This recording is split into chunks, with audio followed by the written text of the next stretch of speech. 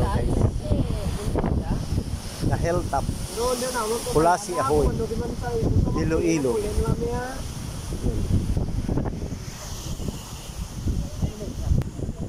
Okay, yan guys yung tinakbo namin.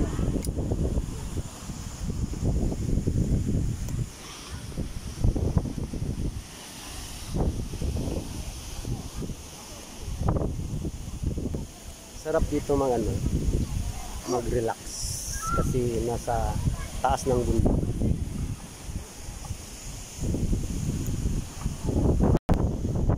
Ayan yung baba ng dagat. Baba ng bundok. Baba ng bundok pala, baba ng dagat. Sorry, nagkakamali, tao lang. Yan yung karagatan, katawid ng Ang katapat nito ay Cadiz City. Yan, Talisay. Doon yung Bacolod. Medyo maulap kasi kaya hindi ganong nakikita. Pero pag walang ulap ay talagang clear na clear yung bundok ng sa kabila. Yung Mount Canlaon. Yung Escalante dyan, yung pinuntahan ni Bro Fernando Suarez yung nag-Philippine look. Kalimutan ko tuloy yung pangalan. Ba't nakalimutan ko? Ayan. Ayan. Ayan. Ayan kami. Ayan kami.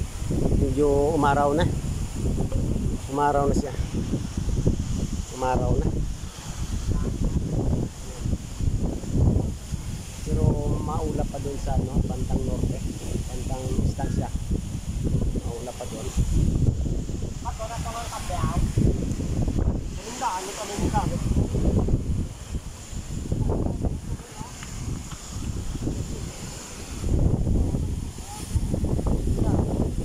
Lakas ng hangin. Meron kasing paparating na bagyo. Ano ba yun?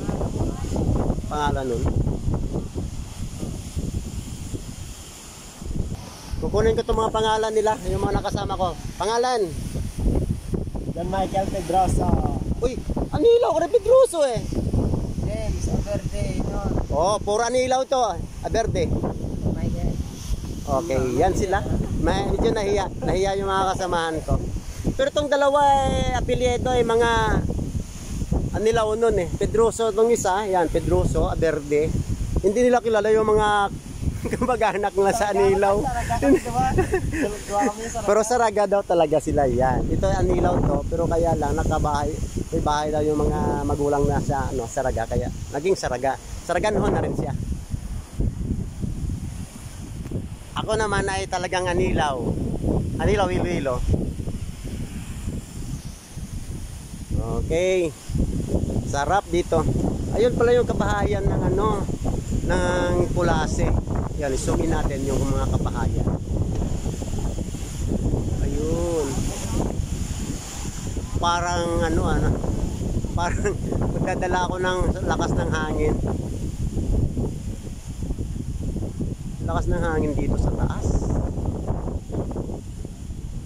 Sarap.